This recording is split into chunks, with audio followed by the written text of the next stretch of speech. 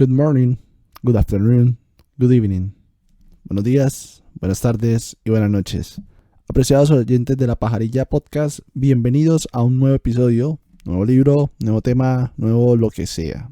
Los saludos se hicieron en inglés porque el autor del cual les hablaré es británico. Su nombre es Simon Sebag Montefiore. Él es de profesión historiador y es autor de varios bestsellers en esta área de la historia. Aparte también ha participado en series documentales y pues ha tenido unos apuntes y unos aportes bastante interesantes. Incluso pueden ver la serie de los SARS, los últimos SARS en Netflix, y este historiador aparece ahí. Entre varios temas interesantes que él ha tratado, quiero compartirles uno, del cual es el libro que se encuentra en la portada de este episodio.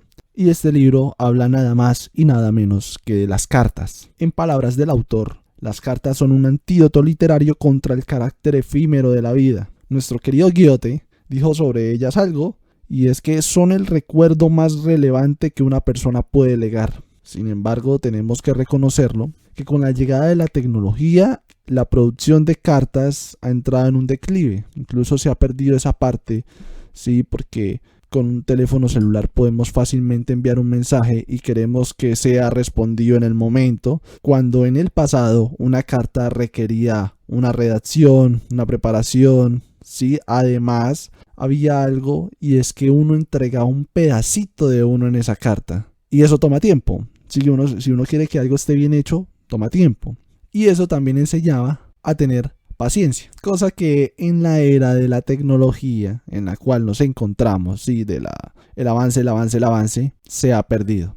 Aparte que la carta, o bueno, las cartas tienen algo, y es que son reales, sí, porque como lo que digo, ese pedacito que uno deja ahí hace que haya una autenticidad. Porque siento a veces que lo que es el teclado, lo que es un celular, lo que es una pantalla, le quita esa parte de realidad. Y claro, el acto de escribir cartas es un gran recurso que combina perfectamente la soledad con la buena compañía. Sí, son dos ideas un poco contrariadas, pero realmente en este punto, en esta actividad, están en una armonía bastante adecuada. Por eso en mi caso pues estoy empeñado en intentar rescatar esa tradición, y pues con mi hermanito, el cual está en el podcast anterior, donde hablamos sobre la ética y cómo esta ha funcionado, ha calado en la sociedad, si mira lo bueno o lo práctico, decidimos escribirnos cartas.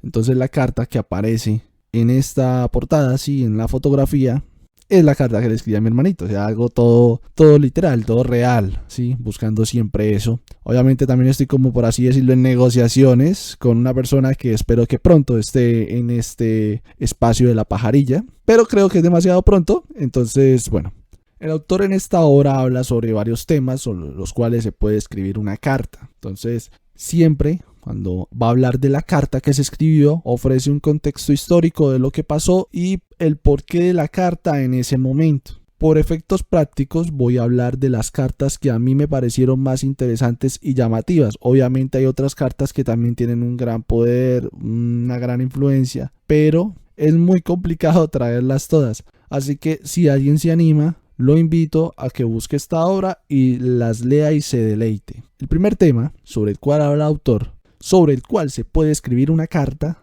es el amor.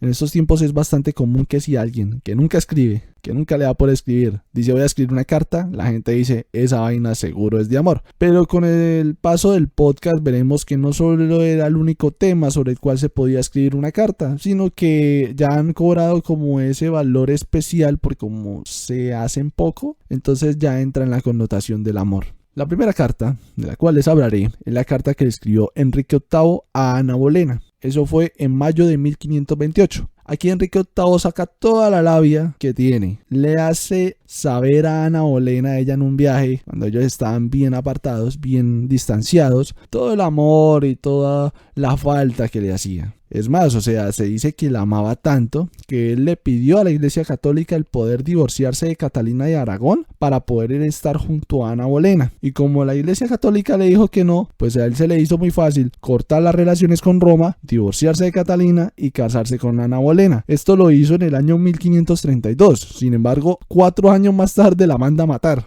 Entonces, esto me va a entender, ¿era amor o no era amor? ¿O era simplemente un capricho? Sin embargo, la carta entra justo en esta parte de la historia, ¿sí? En esta parte del libro, en este contexto, porque es que literal, se ve un hombre enamorado ahí. O sea, en ese momento este man estaba enamorado. Ya podemos decir que es un capricho, pues por todo el actuar que vino después, pero estaba enamorado. Otra carta muy interesante es la carta que escribe Thomas Jefferson, que en ese momento estaba viudo, a una mujer llamada Maria Cosway, la cual estaba casada, el 12 de octubre de 1786. Thomas Jefferson fue el que se encargó de redactar la Declaración de Independencia de los Estados Unidos. También fue lo que conocemos como embajador de Estados Unidos en Francia, y allí fue donde conoce a esta mujer, Maria Cosway, con la cual tiene un amorío bastante corto, por el cual le está dispuesto a pagar el precio. Él decía que beber del elixir del amor bien vale el padecimiento inevitable, o sea, no se pueden tener rosas sin espinas. Luego, él se llegaría a convertir en el tercer presidente de la historia de los Estados Unidos y seguiría teniendo correspondencia con esta mujer hasta el final de sus días. Y esta carta tiene algo especial, o sea, la carta como tal no se la escribe a ella directamente. La carta es como un diálogo entre cabeza y corazón, donde cabeza es la parte racional, por así decirlo, la parte de las ciencias, y el corazón es la parte moral, la parte del sentimiento. Y en esta carta cabeza le dice a corazón que tiene jodido a todo el cuerpo porque usted se puso a jugar con fuego y ahora está quemado y está afectándonos a todos, y le hace el reclamo por todos. Y corazón le dice que no se meta, que lo deje quieto, porque él tiene una actividad, tiene algo que hacer para lo que, por así decirlo, Dios lo hizo, y yo tengo esta actividad,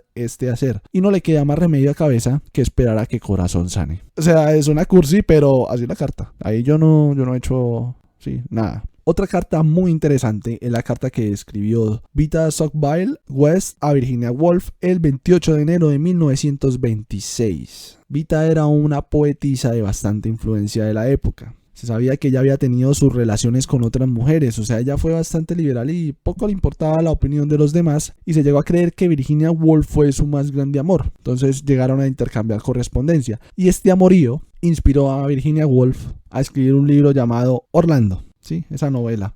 Así que si alguien de nuestros oyentes de La Pajarilla Podcast ha leído por casualidad esta novela, entenderá que sale de estas cartas, de esta serie de cartas, las cuales pueden ver. Si no me voy a poner a leer carta por carta, porque si no este podcast no lo acabaría nunca. Otra carta bastante interesante, donde el amor podría decirse que cobra una identidad diferente. Sí, el amor tiene bastante naturaleza, no solamente existe el amor eros, pero tiene una vaina. Es la carta que escribió la zarina Alejandra a Rasputín. Eso fue en 1909. Entonces Alejandra era zarina porque ella estaba casada con el zar del momento. El zar del momento era Nicolás II, pero ella era muy religiosa y muy mojigata. Ella, luego de tener varias hijas, llegó a tener a Alexei, que sería el heredero del zar. Pero este chamito, tenía un problema, y es que sufría de hemofilia. Entonces estaba jodido, porque un moretón, un rasguño, y podía mandar a ese niño a la tumba. Y no fue hasta que llegó Rasputín, que no sé cómo, algo hizo, aunque algunos historiadores son bastante escépticos con esto, pero de alguna forma el niño se calmaba, sus padecimientos disminuían. Y esto llegó a que se llegara a ganar la confianza del zar y el aprecio de la zarina, al punto que ella le escribió una carta que es como está escrita, que se pueden dar diversas interpretaciones, y esta carta en algún momento a Rasputín se le cayó y la hicieron pública. Y es que la otra es que Rasputín tenía una fama de mujeriego, es poco, o sea, el man tenía una fama, y hay unas cosas y unas historias que dicen de Rasputín, pero el hecho es que esta carta caló fuerte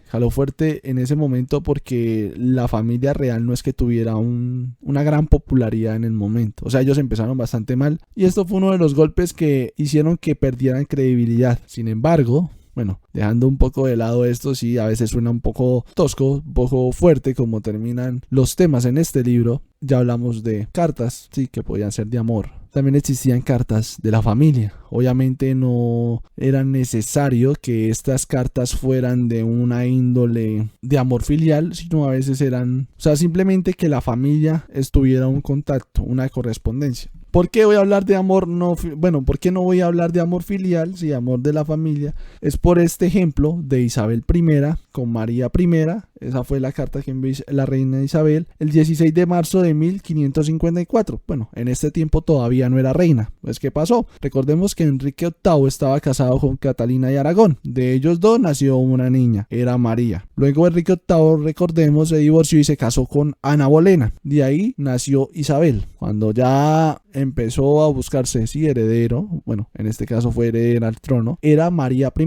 Isabel obviamente estaba en peligro y la apresaron. Y como la apresaron, ella sabía que la iban a matar, entonces escribe esta carta pidiéndole indulgencia a su hermana, ofreciéndole sus servicios y su obediencia y su lealtad. Sin embargo, no salió como esperaba, porque María murió y la otra heredera que había para ese entonces era Isabel I, que se convertiría en una de las figuras más importantes en la monarquía inglesa. Otra carta muy interesante y es emocional. La carta, perdonará mi alemán, Wilma Grunwald a Kurt Grunwald, escrita el 11 de julio de 1944. Estas dos personas eran pareja, eran esposos, eran judíos. Entonces, si vemos la fecha, si vemos el año 1944 y que eran judíos, entenderán por dónde iba la vaina, aparte que el apellido es alemán. Vilma llevaba junto con su hijo al campo de exterminio y le suplica a un guardia que le haga llegar la carta a su esposo. Es una carta bastante corta, pero es jodidamente triste. La carta, de verdad, yo la leí y dije, no, esta vaina es muy triste. Y hay una frase marcada que dice hasta la eternidad. Imagínese usted marcar algo tan corto, sí, una frase tan corta y manifestar un sentimiento eterno. O sea, es desgarrador. Como era de esperarse, Vilma y su hijo murieron y esta carta ahora hace parte del patrimonio que recuerda, conmemora a las víctimas del holocausto nazi. Otra carta que habla sobre la familia, esto es otro tinte totalmente diferente, es la de Kadashman en Lille a Amenofis III. Esta fue escrita en el año 1370 antes de la era común. Entonces, desde casi siempre, sí, por no decir siempre, los monarcas han tratado a las hijas como peones políticos, pues para obtener favores. Y esto se evidencia en esta carta donde el rey babilónico, que era Kadashman en Lille, le reclama al faraón Amenofis III por qué carajo no le ha enviado a su hija para que se case con él. Y cuando Amenofis le dice que no, que para qué lo va a hacer, porque se va a contaminar la descendencia, por así decirlo, porque no puede permitir que la sangre real se mezcle. Por eso es que era bastante común en las dinastías de los faraones que se casasen entre hermanos, entre familiares. Entonces el rey babilónico está bravo y le dice que la única manera de que le calmen ese dolor es que le manden mucho oro. Y pues le toca mandarle oro el man. Y así es más o menos de lo que va la carta, ese reclamo, pero está asociado obviamente a la familia. Otra carta es la de Toussaint Louverture a Napoleón el 12 de julio de 1802. Toussaint era un esclavo negro, el cual recibió el privilegio de la libertad y llegó incluso a administrar una plantación francesa y llegó a tener esclavos. O sea, el man se hizo las lucas y tuvo sus esclavos también. Y fue durante la Revolución Francesa que él empezó a liderar una revolución en la isla, donde, mejor dicho, se enfrentó ahí con Raimundo y todo el mundo, y eso fue lo que le concedió el apodo de Louverture. Y es por esta vaina que, con el tiempo, sí, él cae preso, él y su familia, y es donde escribe esta carta a Napoleón pidiéndole por la libertad de su familia. Toussaint muere preso en Francia, pero un año después pasa lo que conocemos como la independencia de Haití. Haití logra la independencia. Otra carta interesante es la carta de Carlos I a Carlos II, 29 de noviembre de 1648. El reinado de Carlos I está jodido, porque se desemboca una guerra civil que se da entre la corona y el parlamento inglés. Entonces aquí Carlos es ejecutado e Inglaterra se llega a convertir en una república por unos cuantos años hasta que su hijo Carlos II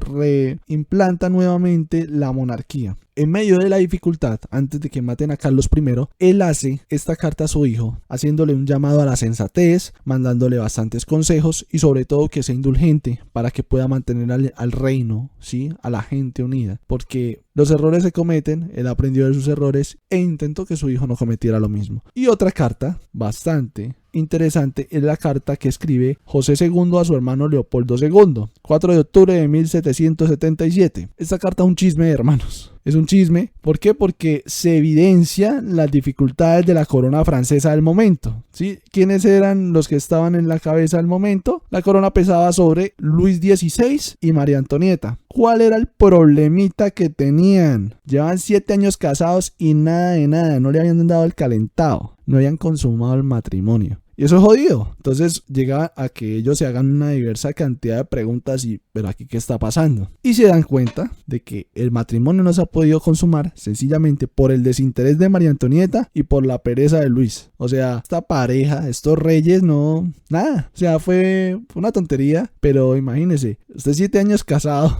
por así decirlo, dormir en la misma habitación. En la carta dicen que hicieron un experimento de las noches, sí, de las noches que tuvo Luis, de, podría decirse, sus elecciones, la polución nocturna, etcétera, etcétera, etcétera, diciendo, pero este man está bien, entonces no me explico por qué carajos no han consumado el matrimonio. Cosas raras, hermano, esa vaina pasa hasta en las mejores familias y lo acabamos de ver.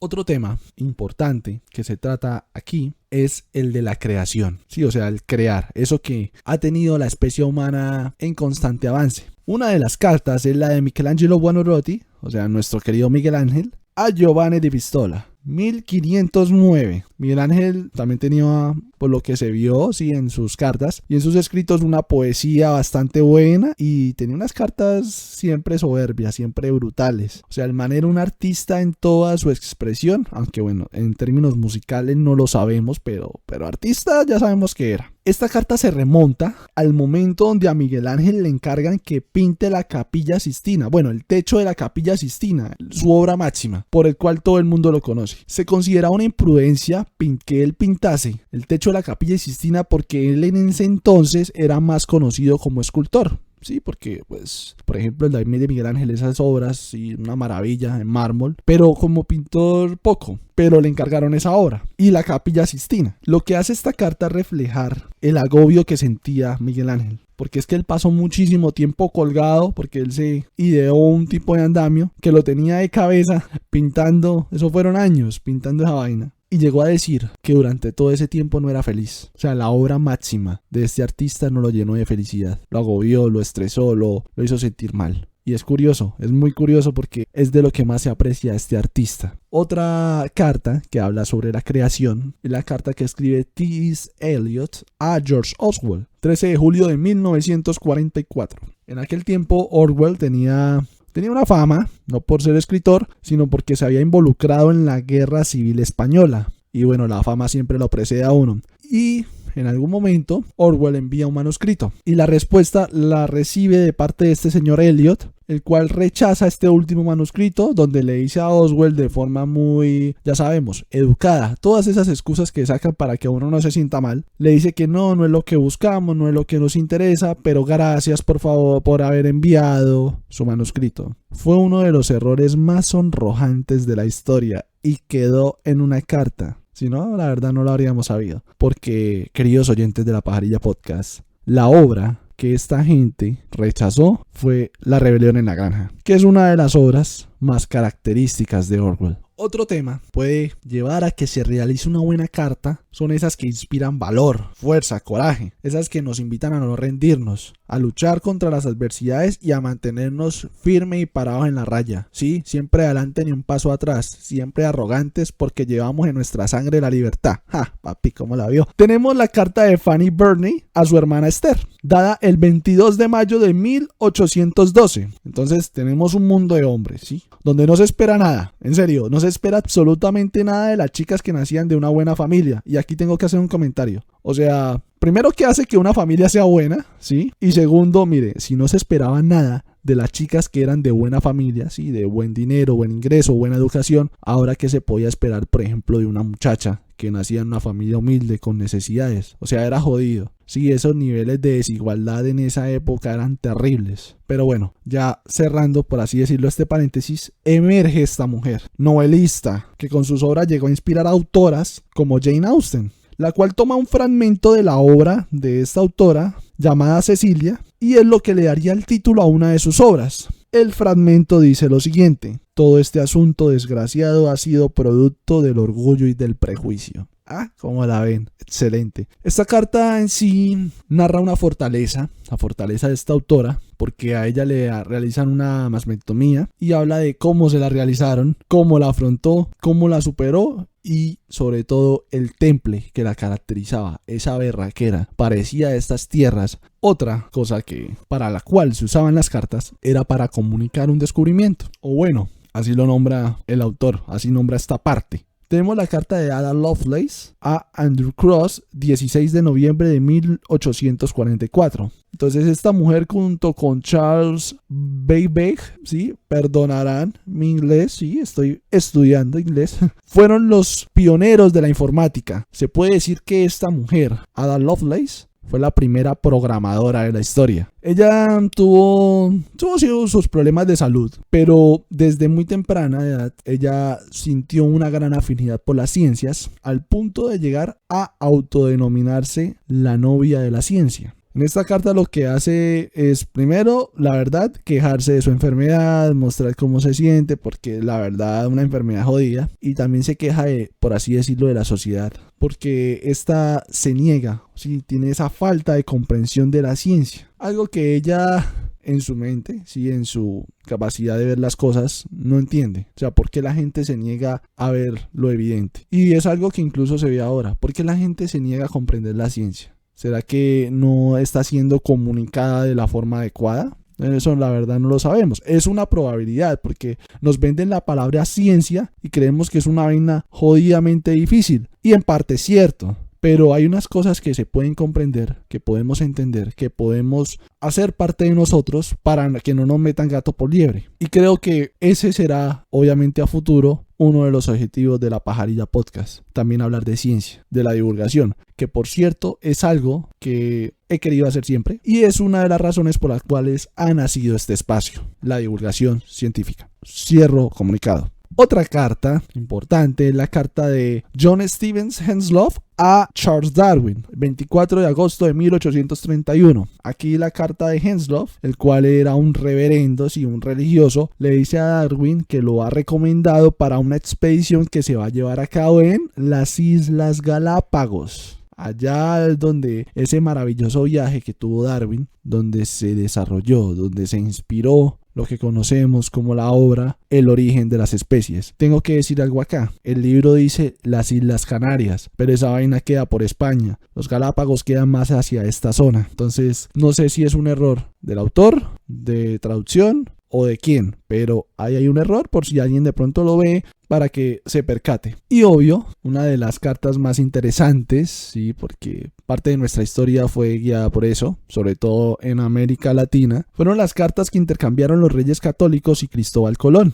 Fueron dos principalmente, 30 de mayo de 1493 y 29 de abril de 1493. Entonces en estas cartas se narran las primeras impresiones que se tuvieron del nuevo continente. Colón narra de su llegada a las Indias, que era lo que es actualmente Cuba, y el asentamiento que había realizado, que había formado, que había creado, conocido como La Española, donde actualmente está Haití y República Dominicana. También descubrió a algunas personas peligrosas, eso sí, o sea, decía, hay personas de estas tierras que son muy amables, muy queridas, sí, nos tratan incluso como dioses porque dicen que venimos del cielo, pero hay otras que son jodidamente peligrosas, bastante belicosas y que tienen una práctica de antropofagismo. No sé si sea correcto. El hecho es que comían gente, ¿sí? Y justo en estos tiempos es donde nace la palabra caníbal, porque decían que eran las personas de las islas de los Caribes, o sea, los Caribes. Y la palabra los Caribes es lo que terminó, por así decirlo, formando lo que conocemos como la palabra caníbales y canibalismo, ¿sí? De ahí nació toda esta vaina. Y la verdad es interesante. Sin embargo, Colón tuvo un problemilla y es que él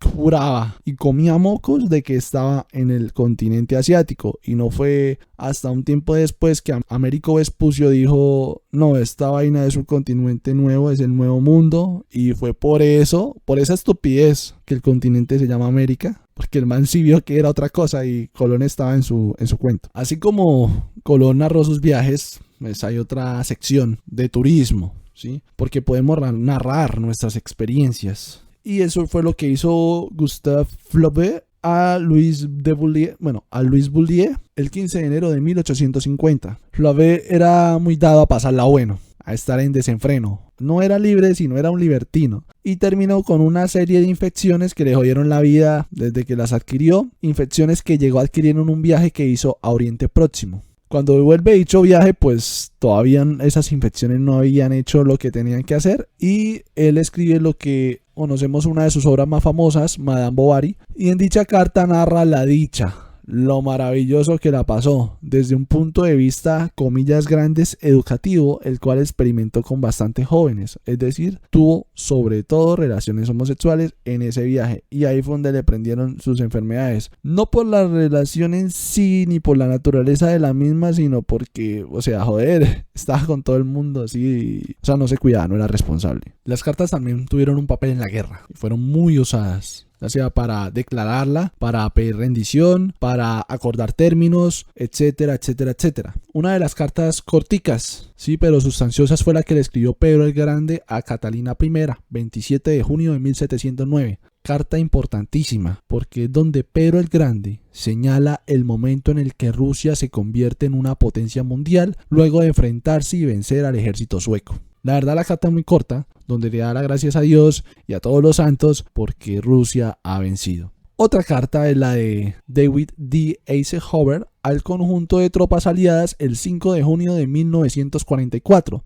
En esta carta es una orden, sí, a veces se hacía una carta y esa carta se imprimía y se la repartían a todo el mundo. Era bastante común a veces, habían cartas que tenían ese carácter público y esta carta iba con la orden para ejecutar la operación Overlord, conocida por el famoso desembarco de Normandía. Esa operación tenía el objetivo de liberar a Francia de los nazis. En este caso, este man hizo dos cartas. Una fue entregada a los soldados, donde estaba toda la orden de lo que se tenía que hacer, y la otra no se repartió. ¿Por qué? Porque esta se repartía en caso de desastre, en caso de que el plan no hubiera salido según lo acordado. Sin embargo, la carta aparece por ahí donde se podría ver una serie de disculpas, sí, de por qué incluso él preveía los puntos débiles del plan de la operación y donde decía seguramente si fracasamos es por esto, pero nunca tuvo que hacer uso de esa carta. Otra carta importante fue la de Harun al-Rashid a Nicéforo I,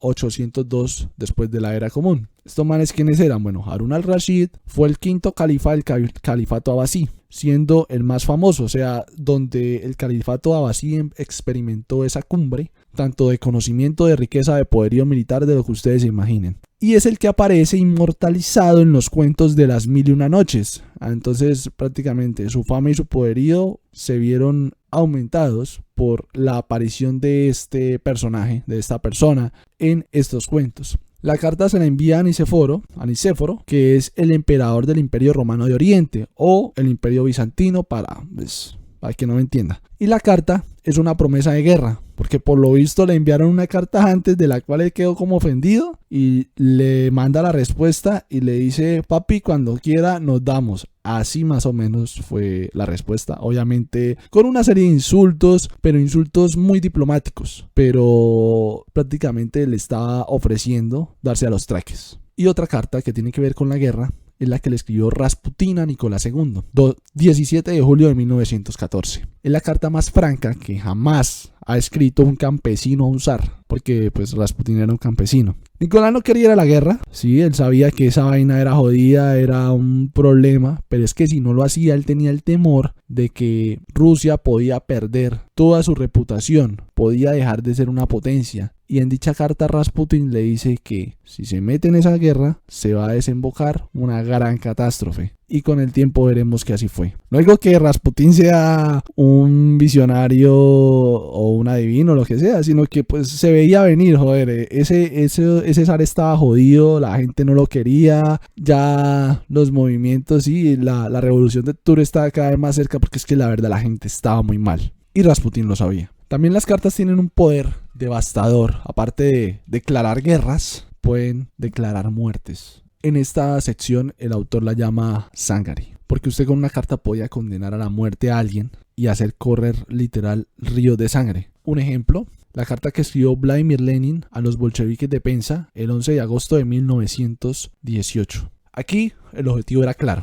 Asesinen a gente al azar, maten al que sea. O sea, usted, así, a dedo. Porque este man tenía esa idea loca en la cabeza de que una revolución sin pelotones de fusilamiento carecía de sentido. O sea, era de los manes que veía enemigos en todos lados y había que meterle e infundirle miedo a la gente. Y con esta vaina lo logró. La verdad lo logró y se instauró lo que ya fue el comunismo. Y lo que duele no es tanto eso, sino la aniquilación de su propia gente, de su propio pueblo. O sea, una persona, ¿cómo puede decir que se preocupa por los suyos y los termina luego matando? Es muy contradictorio y no tiene sentido, ¿sí? Y no es el único.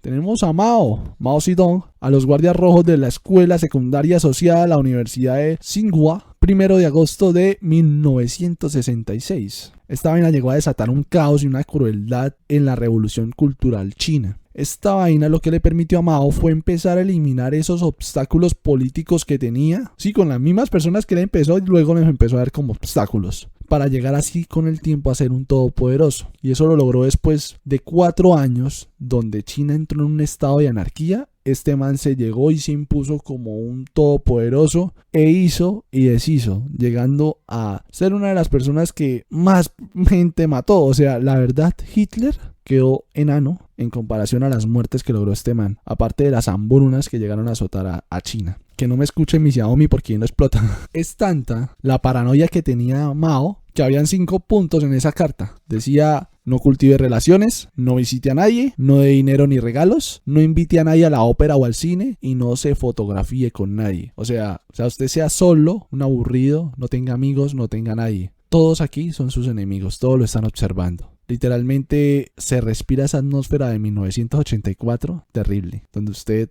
no está ni a salvo en su casa. Otra carta importante es la de Josip Broz, conocido como Tito, a Joseph Stalin, 1948. Entonces, luego de que se llega a abrir una brecha entre los grandes líderes comunistas de la URSS, ¿sí?, que ahí estaba Stalin, y Yugoslavia. ¿Por qué? Porque la URSS quería subyugar a Yugoslavia y Tito no se iba a dejar. Entonces Stalin lo que intenta es asesinar a Tito. Entonces empieza a mandar a una cantidad en diversas ocasiones de asesinos. Y en esta carta Tito le dice sencillito. Tito le enumera cómo lo han querido matar. Y es que Tito se mama, se cansa y desafía a Stalin diciéndole lo siguiente: deje de enviar gente a matarme, porque si no lo hace, voy a enviar uno y ese sí me va a bastar. Y fue tanto el miedo, o sea, le puso el tate quieto a Stalin que ya lo dejó en paz. O sea, me imagino esas pelotas que tenía Tito para mandarle una carta de esa índole a Stalin. Sí, y es que ya lo había intentado matar varias veces. Y el último tema, queridos y apreciados oyentes de La Pajarilla, es el que habla sobre la destrucción, sobre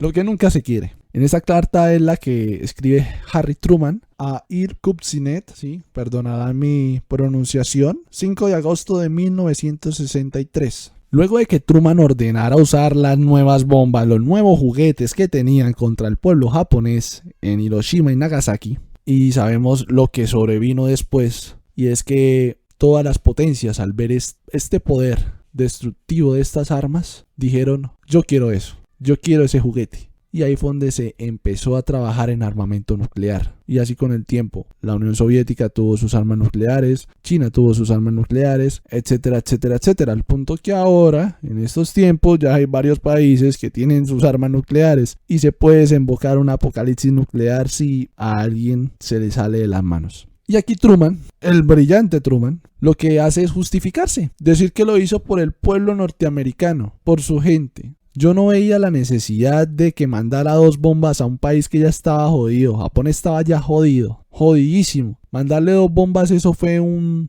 signo de ego. De decir: mire, yo tengo más pelotas que usted. Pero la verdad, el rumbo de la guerra en ese momento ya estaba definido. Triste porque pasado el tiempo. Acá esta carta la hace ya pasado el tiempo. Este man sigue con ese orgullo. Obviamente escribe esa carta como con una delicadeza, pero se ve ese orgullo, esa altivez, ese desdén de decir: no, yo lo hice fue por mi pueblo, ¿sí? Yo hice lo correcto y me lo deben, que eso es lo peor, me lo deben. Calificándose a sí mismo o calificando sus actos como algo sensato y justo. Y yo debo decir: no, pues gracias. Sí, o sea, miren lo que se ha desembocado ahora. incluso llegaron a haber una serie de conflictos que en cualquier momento pudieron habernos jodido. Conflictos que tal vez traigan en el próximo episodio de La Pajarilla, claro que sí, porque hay otra serie de cartas que hablan sobre estos temas. Así que tocamos en este primer episodio 9 temas, de los cuales se puede hacer cartas, obviamente pueden ser muchos más. El libro habla de 18 temas, así que en esta parte tocamos la mitad, ¿sí? Ya pues hablé un poco de como que cada tema y como cada carta o cartas representativas, como para darle un toque para ver cómo eran las cosas, porque son cartas que llegaron a generar una influencia en su momento y, como diría el título ahí en la portada del libro, cartas que cambiaron el rumbo de la historia. Incluso cartas sencillas, o sea, pudieron cambiar ese rumbo artístico, no solamente el rumbo político, geopolítico, de creencias, sino ya también la parte humana. Así que, apreciados oyentes de La Pajarilla, si llegaron hasta acá, muchas gracias